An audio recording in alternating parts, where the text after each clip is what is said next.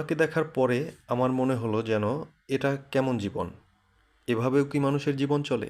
দর্শক, আমার পেজের ফার্স্ট ভিডিওটা আমি ওনাকে নিয়ে করলাম, কারণ হচ্ছে ওনার মতো যারা রাস্তায় কষ্টে জীবনযাপন করছে, যারা দরিদ্র, যারা দুবেলা খেতে পারে না, তাদের উদ্দেশ্য করেই আমি এই পেজটি খোলা, যাতে আমি ভিডিওগুলো তাদের নিয়ে আপলোড করতে পারি। এবং বাবা একটু কথা বলবো?